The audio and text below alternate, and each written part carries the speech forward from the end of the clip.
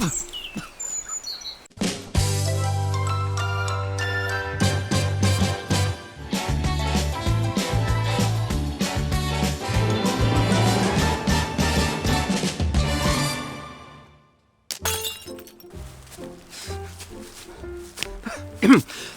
is the Decathlon 10-litre trail running backpack, the Evadict, I'm not quite sure how to pronounce the actual model. It costs $34.99. It comes in 3 different colours: blue, kind of a burgundy red, and a grey. And in my opinion, it's probably one of the best budget trail running packs you can get. Certainly my favourite, because when I started getting serious into trail running about 3-4 years ago, this was the pack I started with. Not this exact one, but the earlier version of this. And since then they've improved it. It looks a lot better, and they've kind of just upgraded the quality of it a bit. And if it wasn't for the fact that I needed a larger pack to carry cameras and stuff when I'm running in the mountains, I probably wouldn't have upgraded to the Salomon Advanced Skin 12, which is an amazing bag. If you're going to be going out all day and you need to carry a lot of stuff, that is a really, really good bag. But it costs nearly £100. For most people, something like this, if you're just getting into trail running, you're getting started, this will probably do everything you need. Now, let's actually answer the question, why would you actually want a pack for trail running? If you find this video useful, it's really, really helpful if you like it. And if you want to see other videos like this, please feel free to subscribe. A pack like this has got 2 main objectives. One is to carry hydration, your water, so you don't, dehydrate and die out on the trails. And secondly, to carry your essential items. Now, a lot of you may be familiar with those camel pack style bags that had the water bladder in the back, the kind of hose comes around the front. This is quite different than that. This is more of a vest that wraps around your body. It uses elastic and straps to kind of stay very close to you. So it means when you're running and you're moving, you don't get the same bounce and jiggle that you... Why does this always sound like a bra? Oh, I have to cut that. So you don't get the same bounce and jiggle. Maybe jiggle's the wrong word. So it just keeps everything a lot more steady when you're running.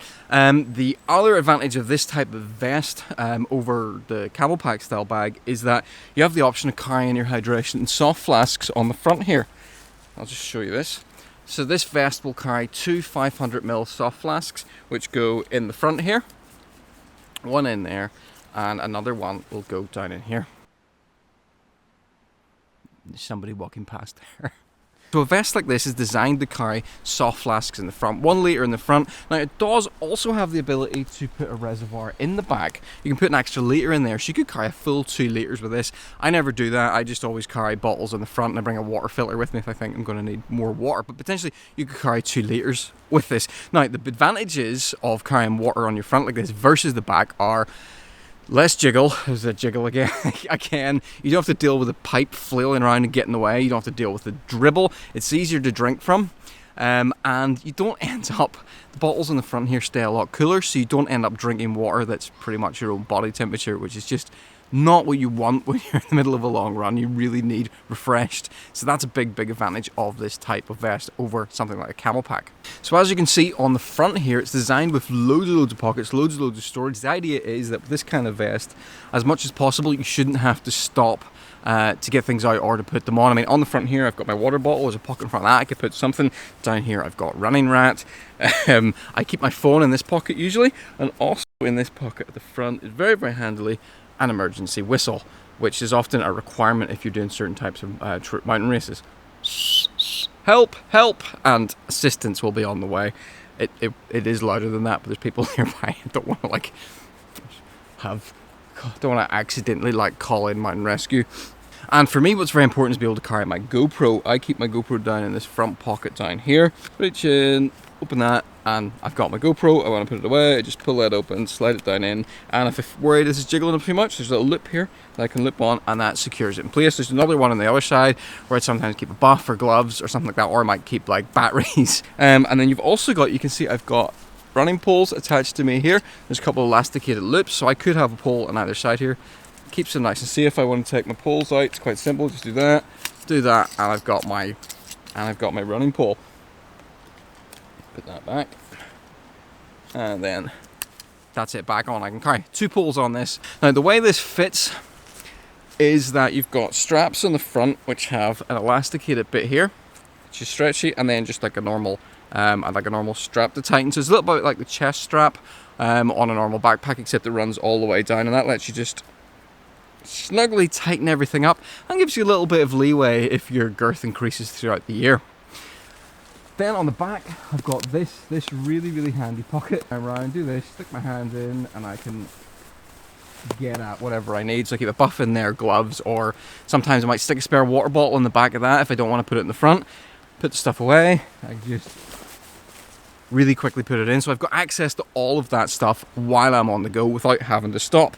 I'll just take it off and show you the back of it now. This nice big pocket. Now you can see here the material of this.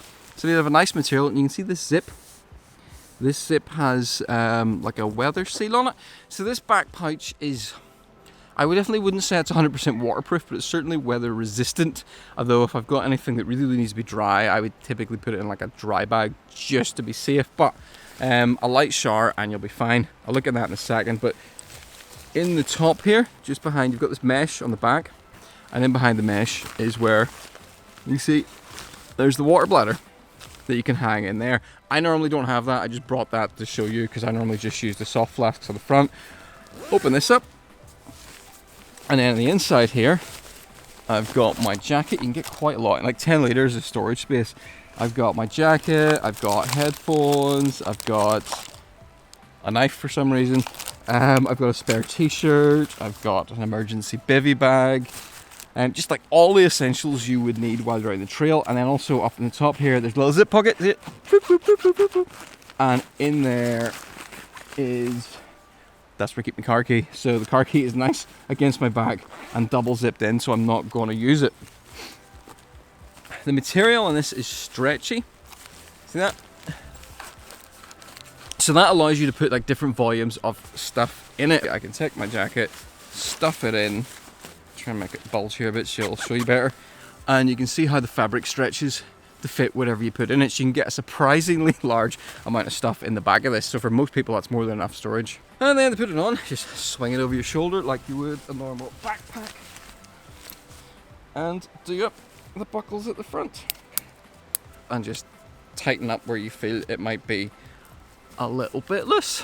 And that is it. The Evadict, I'm probably not pronouncing that right at all. The Decathlon 10 litre trail running backpack.